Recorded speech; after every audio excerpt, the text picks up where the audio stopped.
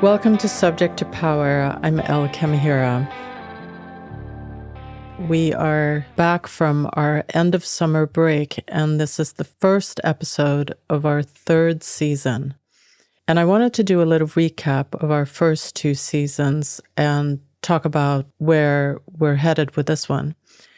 In season 1 and 2, with guests from all corners of the world, we focused on both the roots of women's subjugation and the concrete struggles we face in the present. We've been mapping some pretty major areas of conversation with that. We've looked at our very long matriarchal prehistory and also the mother-centered societies still surviving today around the globe and what those cultures can teach us.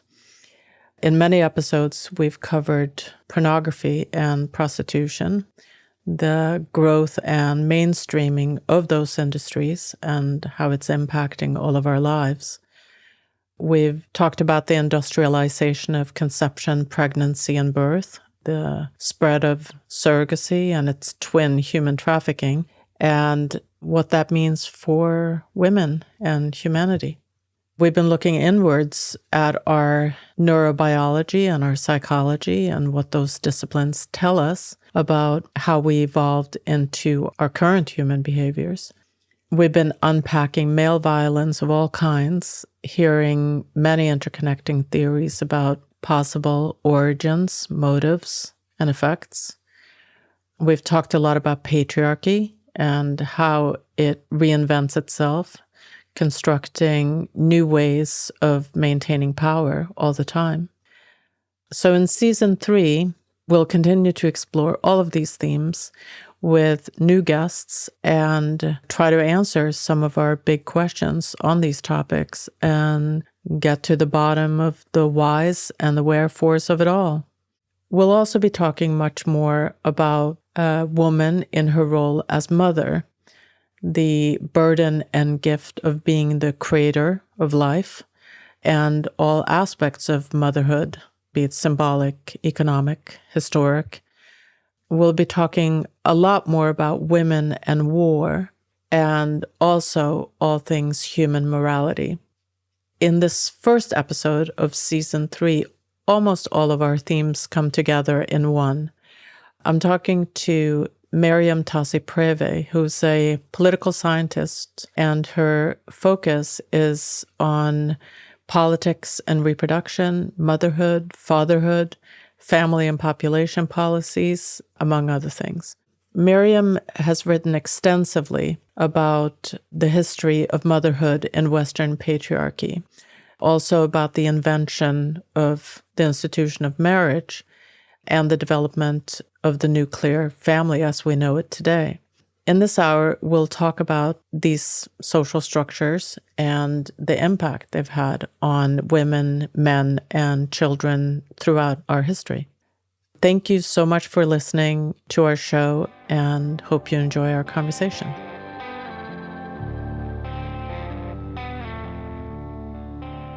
I wanted to just ask you first how you came to this work.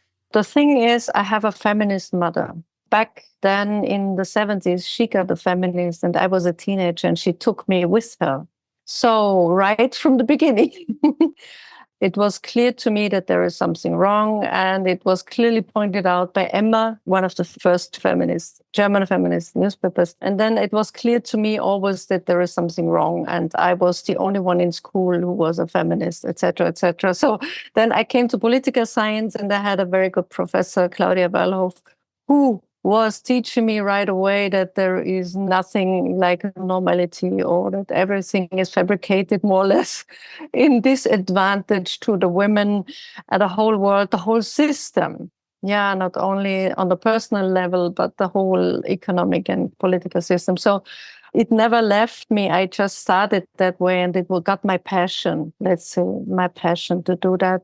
And then the motherhood issue, because I was myself a mother, and I thought, geez, we are kind of the donkeys here. We are the ones who do the whole burden Nobody cares, nobody minds, nobody talks about it, neither in academia at that point of time. They didn't. In the 90s, 80s, 90s, they didn't. It was just not a subject. It's your private issue. So the personalist political was a slogan, but it kind of did not come into place. And also all the feminist theories, or many, excluded the motherhood completely. So they said the solution is to get liberated and free by getting rid of motherhood. And then it was clear to me that can't be true, because most of the women, and I did a lot of studies, and then in that field, almost all women want to be mothers. It's not about that the motherhood is the problem, but the whole conditions around it, the whole situation she's in, and she has to live through this motherhood, and really seeing how on a daily basis, how it is troublesome, and how society is, I don't know the English word, but kind of you're the doormat of society. They just let you do the work. I mean, you have to raise the children who are important later on, because they are the labor force, they are the future labor force in the labor market. They are the ones who pay for the pensions for old people.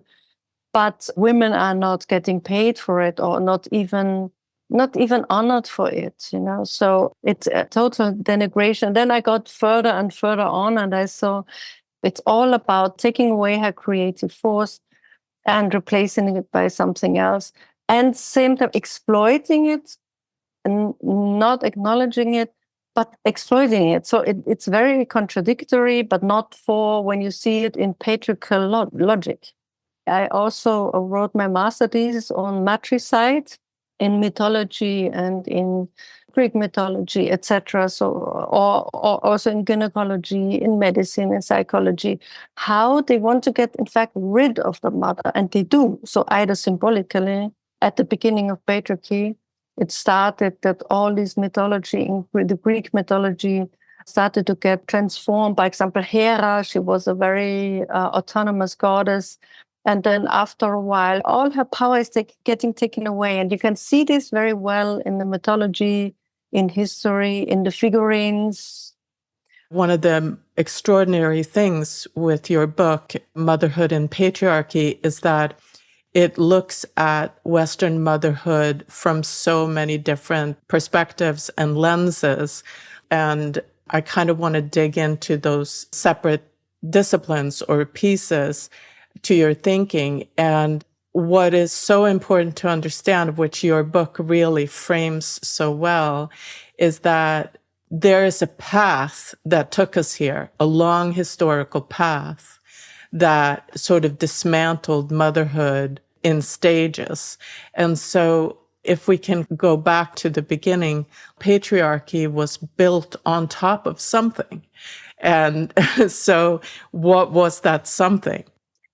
Yeah, what was the something? There was a matriarchy before patriarchy, historically seen. It's often not acknowledged by academia. I know that libraries are even taking away the books of Heidegger and Abendroth.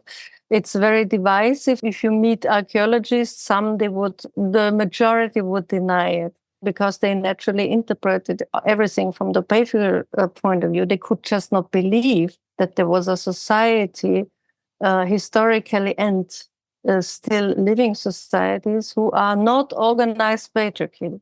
And matriarchy is not the opposite of patriarchy. It is mater arche. Mater, the Latin word mother, arche has two meanings, the beginning and domination.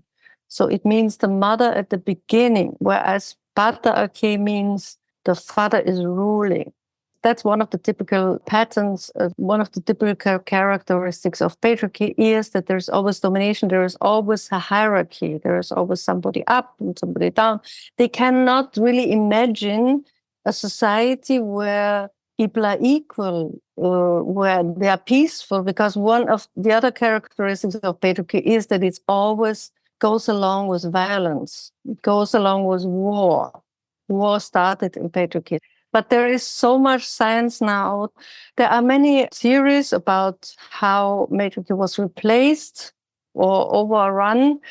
And one of the theories is that men came from the Caucasus and on horses and battles, and they just they overran Europe completely. The last one of the matriarchies which existed a long time was Creta as a Crete, the Minoic culture. They were the ones who survived the longest. And then the Hellenic Greek came, and they said there was nothing before, as if they had invented everything. That's also a big lie. And also there was agriculture, art, etc., invented by women. And they said, no, there was nothing. We invented everything. So history naturally is written by the winners, always, till today.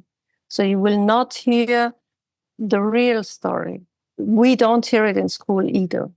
So they will not teach our children about matriarchy. They always start with Egypt and Greek and blah, blah, and the Romans and etc. Or I had Latin for 6 years and I had to read Cicero, the war against France, the Gallic War.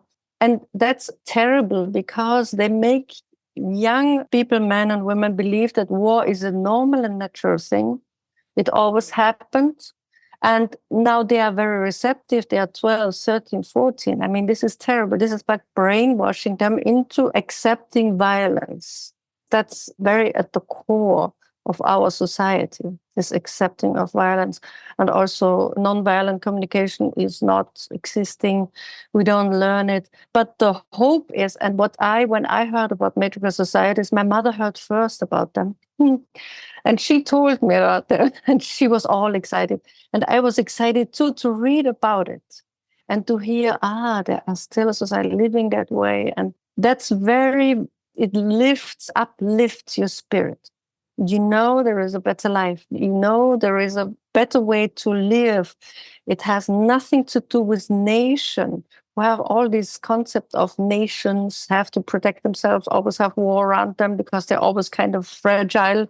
We have to go away from this. I mean, I met matriarchal societies in Maine, the Abenaki, the way they think and act and communicate, and their law system is completely non-national. It's not meant as a state who always needs to defend. The state always needs to defend itself. We know this from all the big empires which failed in the end, the Greek, the Romans, etc., etc. And this thinking is still very alive now. All of our lifespans, there have been war of one kind of another that's sort of shaped our lives. Also brainwash people into it was always like that. It will always be that way. That's right. And that's what people more or less, or many have accepted, kind of. That's why the world looks like it looks like now. I wanted to go back to the Greeks. Something happened there with the Greek philosophers. The way you put it is it inverted the matriarchal social order from having the woman and the child or children at the center to having the father at the head and on top. Can you talk to me about the Greek philosophers that originated this social order? Yeah, I mean, it was Aristotle and Plato. Were the most important in this. Aristotle denied that women have anything to do with the creative force in the womb, because before it was always thought woman, and that what is created within the woman is one. So they started afterwards to separate this. But Aristotle, he denied that was really created from the women, that in fact, actually he said, this is the homunculus, he called it. There is a little like a man inside the woman who then would grow. And this is produced naturally by a male partner, although they were not sure about the fatherhood thing. That was not clear at the time still. And then Plato came with his Politeia, and he was the one who created really this another type of separation, namely, we have to split the soldiers and men and the women and the children. The women and the children should be always in a kind of community and always under the control of men. So this idea of splitting the society in two parts and subject the woman to what the men want. It's like as if they were on the forefront of this idea of reproductive technologies, because that's more or less what it is. They could not control the way she does, but under which conditions she has to live until she gives birth. That was their idea, to keep them kind of under control. That's a very old idea. After the Middle Age, in the Enlightenment brought a complete kind of change in this whole thing. Medicine started to really cut up the woman and look inside, and all this divide the body of the woman and having control over her single parts and over the whole process of giving birth. So the medicine was the next step. But that was all in the 18th century. That was quite late. It's not long time ago, actually. It's 200-300 years. That's not so much. So that this very systematization of the control of the womb, of the body of the woman. But I think the first separation that happened in Greek times was separating nature from science, or intellect from nature. Can you talk about that a little bit? Yeah, and what is especially important is to understand this in Athens, this split between politeia, this is political, this is public, this is important, and the oikos. The oikos was economy and family, but that was kind of under the control of the public. That was one of the things, how to split the reproductive area from the productive area. This was really the beginning of this idea that the public is always more important and the politics is more important. And actually, as we know, democracy was never demos krateo. It means people rule. They were never the people ruling.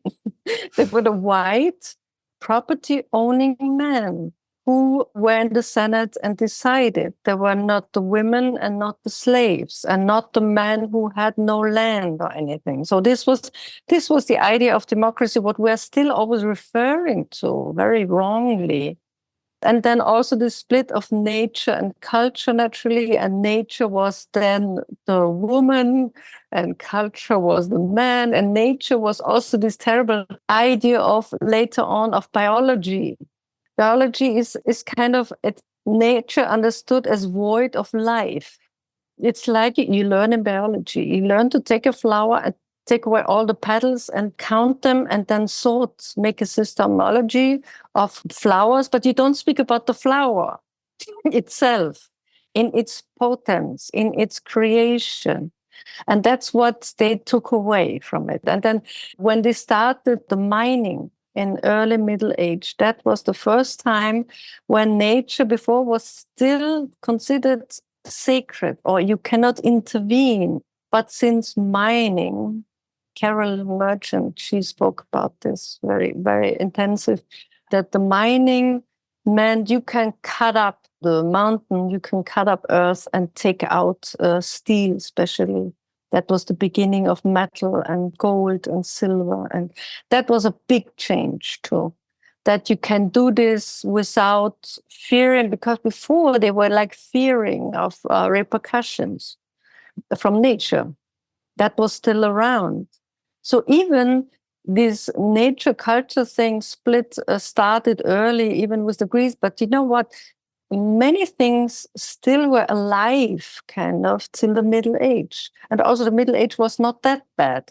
For example, in Middle Age, women had more power. They could have little shops and enterprises and doing handicraft things. Afterwards, in Enlightenment, they were cut off everything. So for women, Middle Age was still better than the Enlightenment era. Because we always think that progress means we always a step further up. But it's not true. For women, we had many steps down, further down, you know. It's also, the definition of progress is also something which you have to completely redefine. You have a quote in your book. It says, animosity toward the mother and obedience toward the father is considered the social axis of the new social system, the patriarchy. So somewhere along the line, animosity toward the mother, now we would call misogyny, I suppose, was the entry to patriarchy. Where did animosity toward the mother come in? And what did that accomplish? I said animosity also because I'm referring a lot to the feminist theories. If you look all the feminist theories, they are split. By example, difference theory approves of motherhood and thinks it's one of the most important things, whereas liberal feminism from the beginning said no, because motherhood was always, that's the nature argument, because it was always contributed to women to be weak, to have children, to be kind of not able to contribute to the public world. That's why that was always the argument to exclude women from the whole public sphere. And that's why many feminist theories said, okay, get rid of the motherhood. So we are free to get out to the public world, until they understood there is something wrong either. That was a trick. I always say it's like the donkey, and you put the carrot in front of the donkey, and the donkey runs and runs and never gets the carrot, because now they started to talk about the exhausted generation of mothers. And now since 10, 20 years, they're talking about being overburdened of the motherhood and et cetera, et cetera. So the thing is, women were tricked. I always say it's like the lie of reconciliation. You cannot reconcile the way our labor world is constructed and how the way it is still at home, namely that women do 90% of the work. You cannot combine it. When you do, either you're getting completely exhausted if you have a full-time job, if you have a part-time job, which is in Europe easier because you get more help, but still you don't have a retirement, you get much less paid, etc. Or you are a dependent housewife. So you have no choice. Actually, you have no choice. That's the problem, really. But the thing is, many feminist theorists did not see it even as a creative force, as something you can also see symbolic, to care for others, as a principle of order of the whole world, because the world lives off the creative force of women.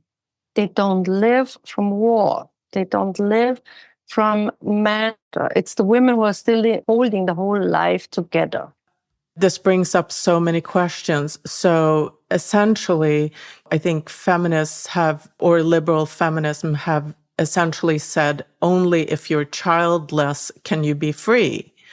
So that's become the solution. And so they don't critique the system that's making it impossible, that's making them unfree. They critique motherhood itself.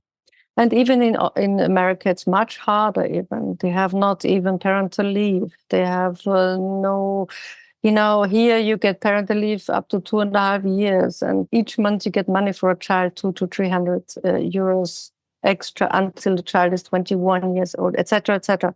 So in America, there is nothing. And they still have children. So it's a miracle, actually. It's a miracle that they don't strike completely, go on strike. Yeah. Yeah, yeah. And of course, like the nuclear family has a lot to do with this. Can we talk about the role of the nuclear family? Obviously, matriarchal society or social form is built on a clan structure where the biological father is not the head of anything. How did we get from that to this? Yeah, the marriage in itself has a long history and has a long motive, different motives. It was invented by the Romans because they wanted to know who will inherit the property after they die. They wanted to know who the father is. That was important for them. The nuclear family is based on two lies. One is the lifelong loving relationship, which lasts a long while. Second, that the children are safe. And as we know, they are unfortunately not safe in a nuclear family. So these are two lies. And then the nuclear family is a construct invented to keep people busy, as I always say, and not go out in the street and do revolution, because they have a family, at the same time they have to build a career. They are completely busy between 30 and 50. Also, they always say it's a failure. Yeah. And they make it personal, while The problem is not personal, it's not a failure. Like the Chinese say, the Musuo, they said, how can you build a life on this image of lifelong erotic attraction and love marriage? It doesn't exist. That's why they have this visiting marriage, and marriage in general is in matriarchal society has not much to do with laws or with property or anything else. You can separate quite easily. The real bond is always with your mother and with the siblings and with your children. And your children are always safe, even if you separate. It has nothing to do with the children. And what do we have? Constantly divorce rates, children who lose one of two parents. And then the other myth is that one or two people are enough to raise a child. Everybody says, yeah, you need a village to raise a child, but they don't do it. The media, the film industry, everywhere they propose this image of marriage and happiness after the marriage, whereas the struggles start afterwards. And the separation rates are very high. So the dramas are unfolding afterwards. For the mother, also this unhealthy bond between mother and child if they are left alone. Or if they have only one or two people, it's not enough. Not all mothers are very good in mothering. So what happens then? Why is there no support system? If there is violence then against each other, against the children, they take away the child. And then that's traumatizing again, mother and child, instead of supporting them, instead of giving something to them, they take the child away. I mean, this is a total weird system of thinking. Why don't you help this mother? Why do you blame her? This constant blaming of mothers and shaming, and bad father doesn't exist. They don't want to be blamed to be a bad mom. That's the worst thing what can happen to a woman. And so they have this oppression system of keeping her always in line with the demands of the economy, because the economy wants that everything works at home, that she produces a new labor force in the end, etc.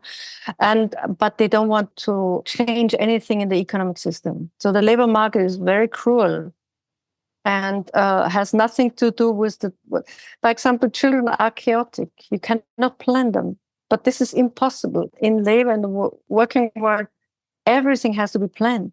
Everything is constantly, it's like a clock, like a machine. You're like in a machine from 1, 2, 3, this, and from 3 to 4, this. And then you have a child which gets sick, and then the whole system falls apart.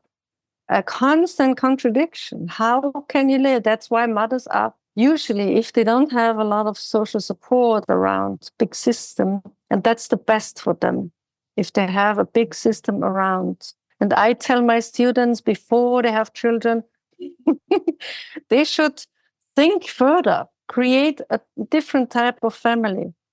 Ask their siblings, ask everybody around, would you take over a role if in case I have a child? Not afterwards. Afterwards, kind of too late. And then because they get very upset also when they have husbands who are not there for them. Men, they say, yes, I want a child, and afterwards they are kind of gone.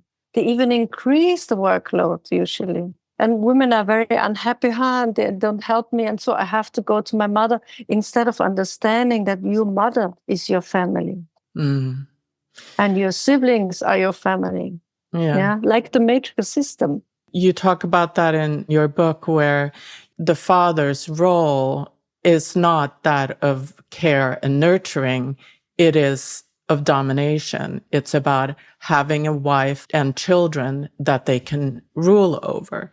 That is our family structure. But then the problem is also fathers nowadays, men don't have really idols. They don't have fathers themselves who were caring. So they have never seen how to do a real present fatherhood.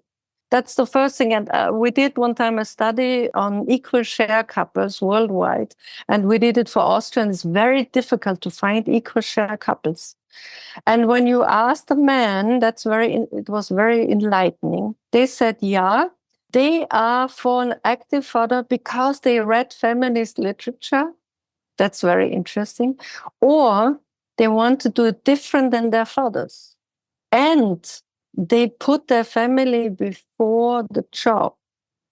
And they take it really serious. That's the point. And they have to go a step back from the employment role. They have to consider really the family first. And that's something men usually don't do. They are not educated that way. They don't see it anywhere. In an employment, it's only, I just heard an interview. There was a company where the father himself took parental leave. The boss took himself parental leave. And then it got a kind of culture that all the men in the company had the feeling, oh, yes, I can do this. But it's not, in 90% of the companies, they don't encourage it. They don't want it. I think also masculinity is sort of built on men's distance from the domestic realm. The domestic realm, I think, is a humiliation for many men. It's lower value. Exactly. I mean, like Freud put it more or less like this. Masculinity means, being a man means not being a woman. That means not being a female, no emotions. They even call each other, if there is a soft man, they call each other mama or you're like a woman. Or it's this denigration of women constantly within the man. So he has constant fear if he doesn't act the way men are perceived, that he is a weak man, which is terrible for men. They compare each other, they stress each other terribly. Who is the boss? Who is up there? Who is an alpha? And who is not, and that emotions are just something you don't do. And that's why also this matricide. I mean, Freud said you have to kill her, to kill the mother. That's what he said. You have to get rid of her and devote every attention to your father, who is kind of the one who helps you outside in the public world, the one who is the real world. So that's how they get trained to really move away. And even, I mean, men who have a good relationship with their mothers have this attribute of being kind of soft or something. It's, yeah. Yeah, and you say something interesting, that men are forced to relinquish their relationship with their mothers so early on that they lose instrumental nurturing, and they spend the rest of their lives failing to mature as human beings, constantly sort of looking for their mother. And what happens is that they find their mother, they demand mothering from their wife when they pair up in adulthood. Yeah, and also that this separation from the mother means that they're looking for satisfaction all their lives. It makes the perfect consumer and the perfect addict. So yes, this early separation is very bad for men in the end, but they don't see it that way. Yeah? And yes, now also when they have a wife, actually it always triggers. It triggers the mother because they go from a woman to a woman. And that's why they expect the same service kind of caring for. But on the other hand, they never learn to be caring for the family, for the caring the way women do, paying attention for the needs of others. They just don't do it. They don't learn it. It's not something which is honored in the public world. It's not. It's the non-caring which is honored. You have to be tough. You have to compete. It's always these contradictions. And as I say, the men have to do the work. I always say that. When I talk about the women students, even female students, they always say, and where are the men? And do you exclude the men? They're always worried that we exclude the men. Men are not worried at all that the women are excluded. None. And even nobody wants to replace masculinity, by the way. They are not in danger of being replaced. Women, yes, redefine women, but men, no. Still, the patriarchy is still existing. And even, remember the talk about the post-feminism? That was 10 years ago. But then the whole Me Too movement came along. And then feminism was en vogue again. Turns out sexism still exists. Mm-hmm. even though we're supposed to be completely free and equal. Yeah. Back to politics again. You say women's political struggle for acceptance into the echelons of power is a process which will corrupt women, forcing them to function as part of the system. And I think that's so true. Can you elaborate on that? It's an old discussion. Feminists always said, should we go in the system, change the system, or stay outside the system and change it from the outside? It's difficult from the outside and it's almost impossible from the inside. It tends to corrupt women on the way to the top. Like a colleague always says, it's a negative Auslöser. In the end, it's the ones who are the most corrupt or the most adapted who succeed usually. And as politics is set up as a patriarchal system, they will only accept if you go along the system. European Union, by example, is Mrs. von der Leyen or Mrs. Thatcher. You know, you have to be more tough than the tough guys, then you succeed. You only can be a woman until a certain point, kind of. But you have to adapt to the rules. You cannot change the rules. You can make them a little bit nicer, a little bit less tough, or a little bit, you know what, but you cannot change the rules. And that's why I say it's a patriarchal system which cannot sit on the table. You have to dismantle the table. You have to destroy the whole thing. You cannot wait till you sit at the table with them. It doesn't really change anything. So it doesn't really help or like, yeah, Hillary Clinton, she was a foreign minister, but she was always in war battles. And she was advised by the generals and et cetera, et cetera. Even if she helped perhaps women initiatives in some countries, that may be the case. The problem is the acceptance of violence. As long as women are coercion and violence, if they accept it, you can see it right away. If they, I call it a new kind of feminism, if you reject violence and coercion and build a completely new world. That's my vision, and that's what I'm kind of developing right now. You talk about the sort of natural opposition between motherhood or mothers and the state. And I think because mothers, they don't give birth to children to see them die in wars. And so mothers are always going to be not of any use to the state, or mothers are being used to provide sons and daughters, but she has to be tightly controlled by the state in order to birth the children, then give them up to the state. Yeah, actually, the state, the mothers are the natural enemy of the state in terms of war, because the women don't give their children to war. They don't want to give them. And there are many mother initiatives, by the way, within war. Even the Russian mothers, they went to Afghanistan to take out their children in Afghanistan. They said, no, I don't want to send my child there.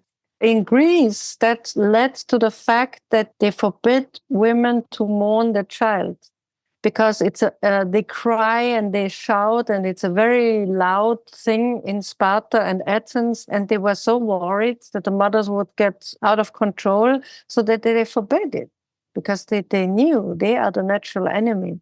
And exactly, women don't want to give birth and afterwards sacrifice their children in war. So on one hand, the state is an enemy, is a controller. And in Middle Europe especially, the state is also kind of caregiver. The state plays a positive role because when the men are not there, so they help you with free child care, money for raising the children. So the state here has also a kind of maternal, the welfare state, especially in German-speaking countries, in the Nordic countries, also in France, plays a more nicer role. So the mothers can ask the state for their needs. So that's very mixed here. In America, the state doesn't show any maternal or caring characteristics, not that I know of. And 50% of the money goes into the military spending. And whereas the states here, they spend a lot of money on social issues, retirement, healthcare, family care, etc. And do you know how this whole started? It started in the Wilhelminic Germany, when Germany had a King Wilhelm. They only started to do this, unemployment insurances were the first, and retirement, because they were so afraid of the communists, the workers' movement. So they started to say, okay, let's give them a little bit of something, let's give them the unemployment and retirement so they calm down. So it was not because they were so fond of the whole thing or wanted to pay. This is how it came into being. I wanted to jump back to something interesting that happened in the Middle Ages about population control, that feudalism was accompanied by huge population reductions, you say, and the population of Europe fell approximately 40% around the year 1400, and the creation of a labor force was one of the major problems of late medieval society. And what was done about it to increase? To increase the population policy. By the way, I worked a long time in the Academy of Science in the Institute for Demography. They're counting constantly the birth rates and the birth rates. And they always want to find out why women have so low children, because we have a birth rate of 1.4 in Austria, although we have a lot of support. So why? That's the whole question. How can we increase Austrian births and German births and not the immigration births, because immigrants usually have higher birth rates. Now, this said, the thing is with the birth rates, they were low because women until the late Middle Age, until the Enlightenment, had knowledge of controlling their birth. They had knowledge of how to do herbs and how to do all these kind of things to keep the birth rates low. And then they were in front of increasing them because the state is always interested in the number of its population. Because the higher the population rate, the stronger the state, the more soldiers, etc., the bigger the economy. So they wanted to rise this. That's why also the witch hunt was one of the goals, to get rid of this knowledge and to replace it by the medical authorities. So to keep her under control, to keep the midwives away from the women, because always the midwives controlled the birth rate completely from beginning to the end. And then it was replaced by the medical institutions to control her from the beginning. And so that's why, especially in the 18th century, this is terrible that's why, for example, Charles Dickens, when you hear about these houses where they put the children and they died and women left their children all over the place, or Romania. Romania, until recently, had no abortion, but they had no right to abort. They had no pharmaceuticals, the pill or anything. So the women had so many children that they left them in the, how do we call it? Orphanages. Orphanage, exactly. That's was also a reason because they controlled the women at their workplace. They did constant tests if they were pregnant. So Romania was really bad. And it was also bad here, 17th, 18th century, but women always found a way, as we know, to do abortions or to be helped, less good or bad. But the abortion rates never sank. That's why until today, that's a discussion with the legality of abortion, because we know they will do it always, everywhere. So that the population policy, the increase was very high until the wars. Naturally, the wars always decimated. During the wars also, the birth rate sank. And then after the war, there was a boom in the 50s again, after World War II, until the pill. They replaced completely the natural contraceptions. There was so much knowledge is lost. Actually, I'm sure today, I don't know, perhaps there are women trying to find out again what kind of natural contraception there were and make it available again. That would be a nice thing to do. There might be a resurgence now, and especially in America because of the abortion ban now. We have always the feeling we have to do the discussions again and again and again, always back in the past. Yeah, doing backslide. it again. But you know what? We have this here too. Each 5 years, I see this. I did a lot of work on abortion, and I see, in comparison in Europe, There's so much money involved coming from America, by the way, especially to Eastern Europe. And they do all kind of work to try to forbid. Or Poland. You know what? In Poland, as soon as the regime changed in the early 90s, the first law they implemented was the ban on abortion. That was the first law. Yeah. I talked to Mary Lou Singleton about this. A lot of this abortion talk or contraception is this estrangement that has happened between women and our own bodies. We simply don't know how we work, and we're terrified of our bodies because the male medical establishment have taken over a natural authority. So there was a point in history where professional male medical establishment took over gynecology. Can you tell me about that? Yeah, that was in the 19th century, that they completely took over the whole approach also to women. So they even did not let the midwife anymore be with the women with the birth or before. So they took away all the authority of the midwives by labeling them as not equipped enough, etc. And then, as we know, these terrible experiments they did in the beginning, so many women died during the birth process because the men were going to the bodies. They did work on bodies to dissect the body and find out everything, and they didn't wash their hands afterwards. And they came to the women and gave birth and infected them, and they died of sepsis. So that's why you hear so many women died at the beginning of those medical establishments. And they took away their freedom of taking a position while you give birth. They had to be on the table, and they had to be in a certain position, and they could not even choose their own way how to deliver a child, because women always instinctively know in which position they can. And usually it's in sitting or on the floor or in the water or whereas, but not lying on the table.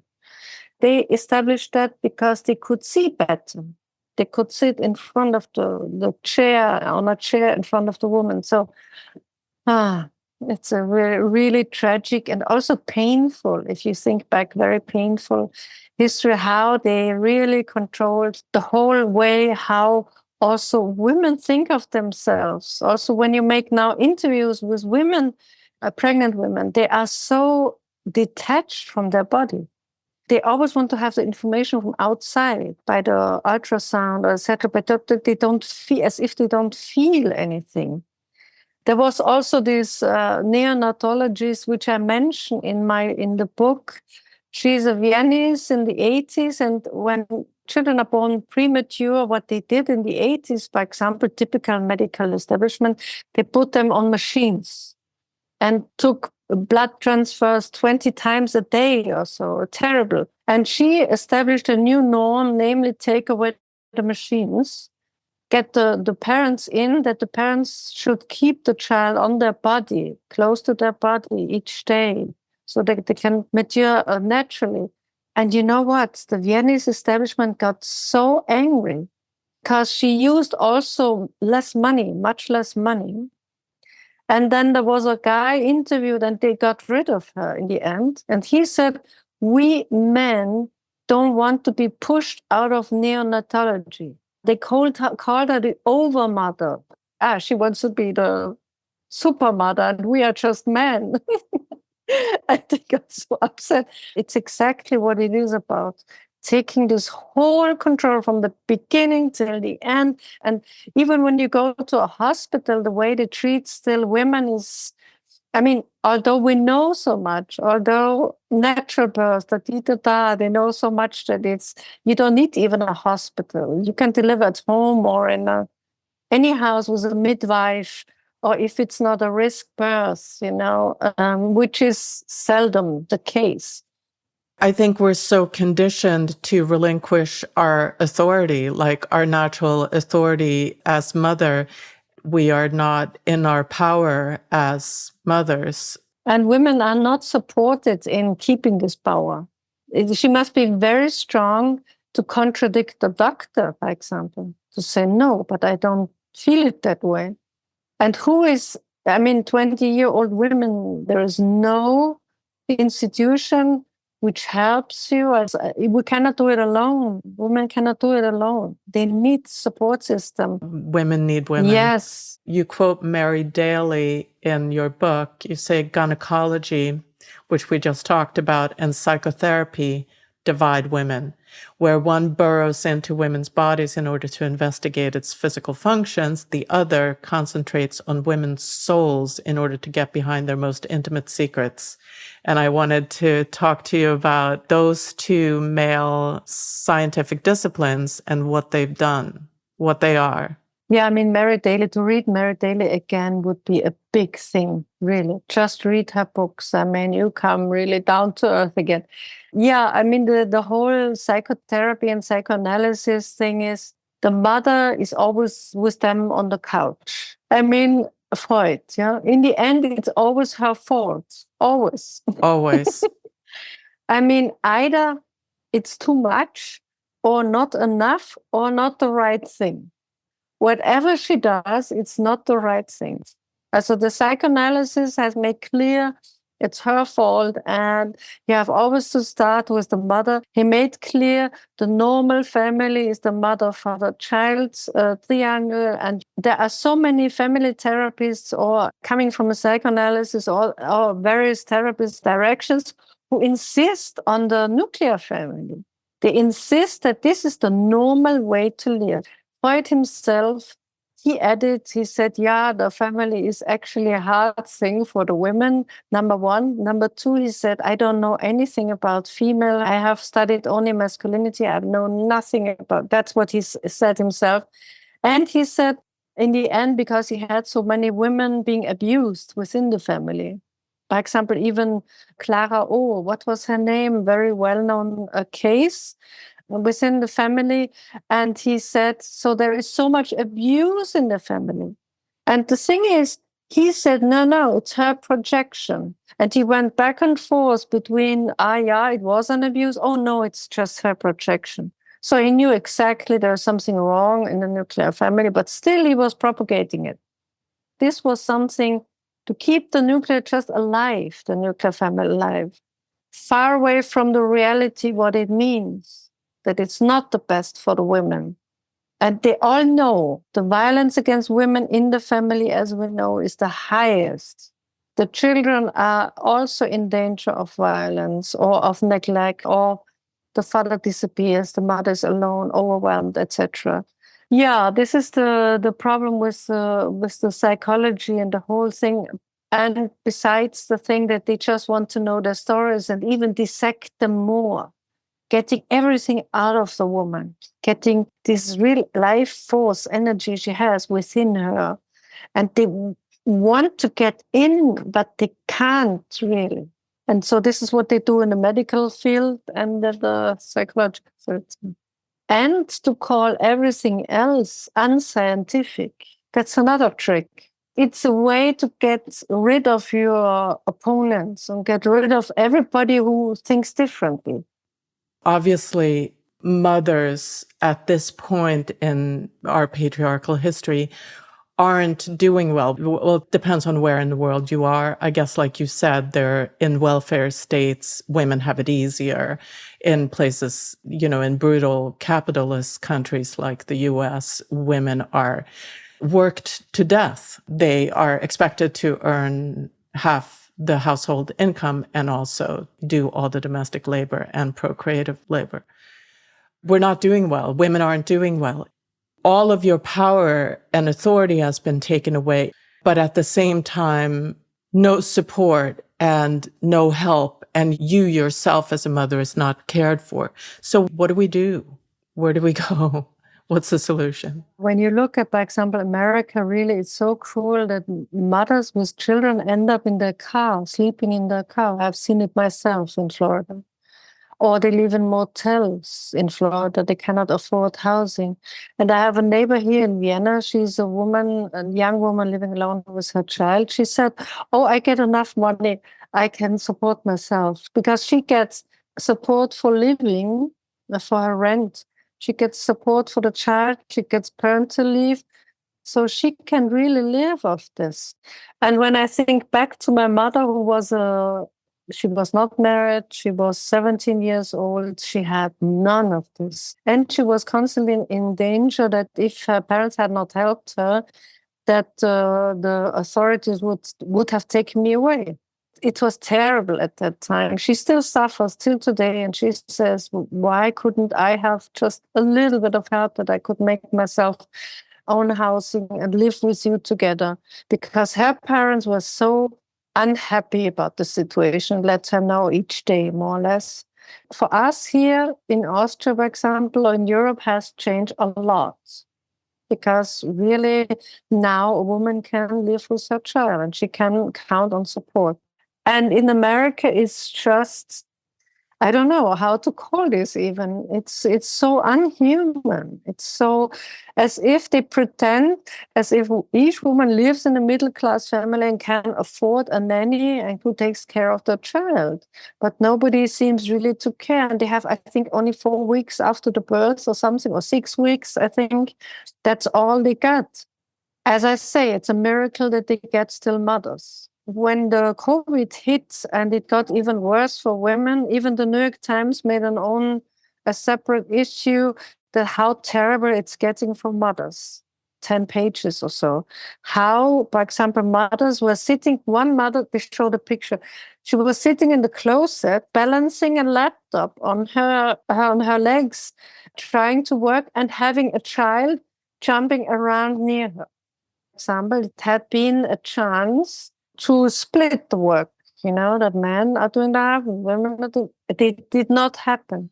It did not happen. No, it didn't. The men in academia continued to publish, even they measured it. They continued to publish. Women didn't publish while the COVID, while the children were at home, and so on. Things didn't happen. Or she was in the closet, he had to study. I mean, it was just amazing how hard it is for women to claim their rights. But at the same time, we know that we're doing the crucial work of the state, pleasing the state, giving children to the state, birthing, creating humanity. Exactly. But you know what? The Icelandic women in the 80s did a women's strike, and the Swiss women did several strikes. The whole day, they did no work. None, also no work inside or outside the house. But the Icelandic women, they get so far that also said no sex. So I think the strike would be a good method if, imagine the whole world would lie down, the whole women would lie down there, they would just go out the house. I mean, I think that's a very effective thing, to do. And also, I think I always say we have to give up the belief in the nuclear family. I think we have to get the women away from the whole construct because they take up all their energy. The energy is gone. It goes into the man in the whole partnership issues, whereas they should create, which instinctively, when you have children, you do that. You're going to other mothers with their children. You're going to your own mother. So why not consciously do it? Because they anyway do it, but they don't even give value to it. They always think, oh, that's a replacement for the real thing. In reality, I should have a partner who helps, or I should have a nuclear family. Why not say, this is not the definition of family I accept. I want a different definition, and there are even models around. So we have to get rid of this argument of this lifelong partnership. You can have your private life somewhere, yes, but don't make it in the middle of your life. And even this economic dependence, very bad. This is very destructive. That's also what the matrilineal societies say. As soon as this comes in, it makes you dependent, etc. And then other. So that's why many couples stay together for economic reasons, not for any other. So we need a real reevaluation of everything what is put in front of us, of definitions of family, of progress of society, of politics, everything. We have to question everything. And that's the point. Even when you start with a nuclear family, you have to get into the labor market. And when you get in the labor market, you have to question the whole economic system. And then you have to question political system. People, also academics, they stop. They don't question it. They look at the family and they look at it without any implication. They always speak about the labor market, yeah, how to reconcile, blah, blah, but that's it. They don't say, why is it that way? Well, what are we talking about?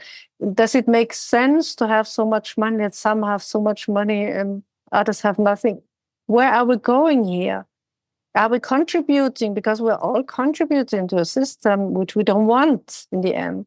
I wanted to say about the family, the nuclear family, I think we all operate under the presumption that this is an eternal social form, that it's been around since the dawn of time, mother, father, children. And that's just simply not the case. It is such a new... Yeah, I mean, historically, first of all, this marriage thing is exactly from the Romans. They started this contract thing, but it was never that way, really. Even in the Middle Age, people lived together. Even people who worked together lived together.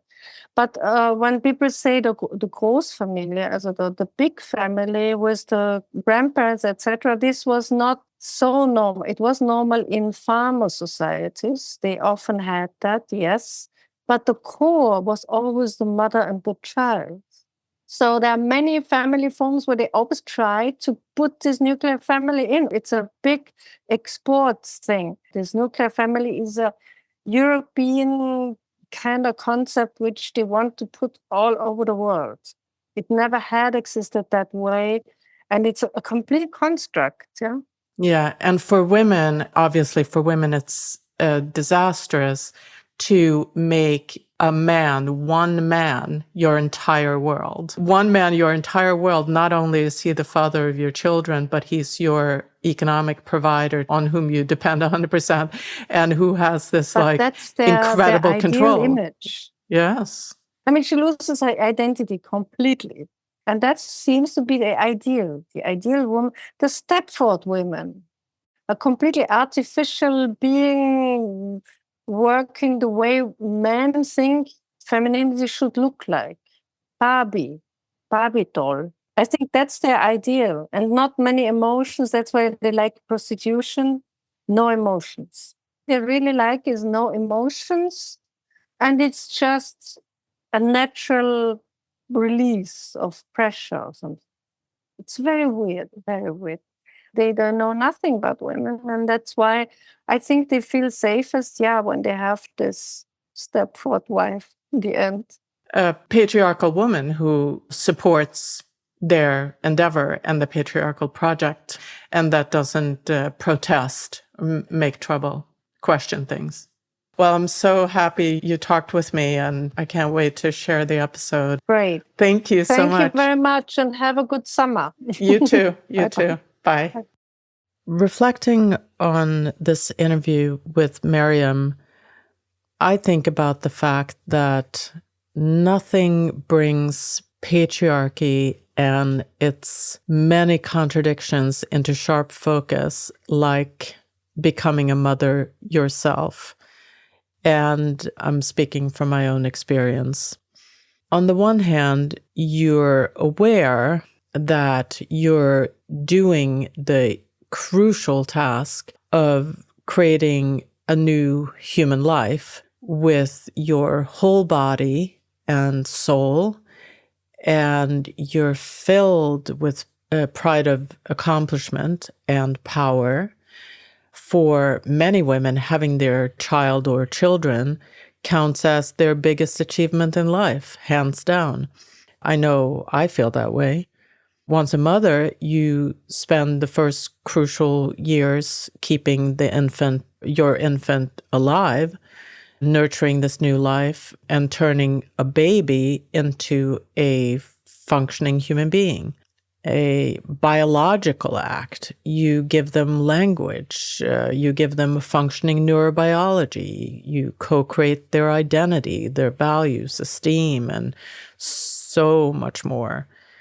On the other hand, by many measures, your social status and power or standing in the world tanks when you become a mom.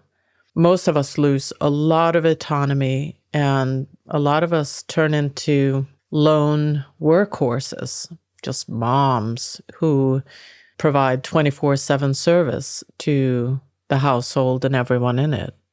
I think our love and devotion for our family keeps us giving, but the household economy and also the greater economy outside our house accepts our labor as mothers as free gifts, free and uncompensated gifts to them.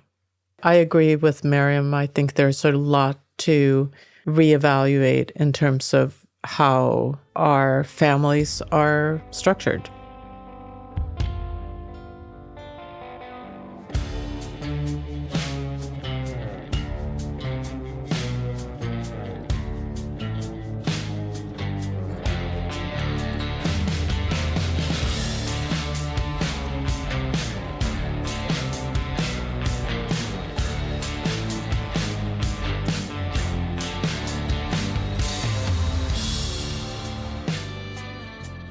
Thank you for listening to Subject to Power. You can find the show online at subjecttopower.com or subscribe to the show wherever you find your podcasts. I'd love to know your thoughts on these conversations, so please drop a note on the website or find us on social media. The best way to support the show is to rate and review Subject to Power on Apple Podcasts. It really helps other listeners find us. Subject to Power is written, hosted, and produced by me, El Kamihira. Audio engineering is done by Jason Sheasley at Abridged Audio. Cover art by B. Johnson, and music by Beware of Darkness.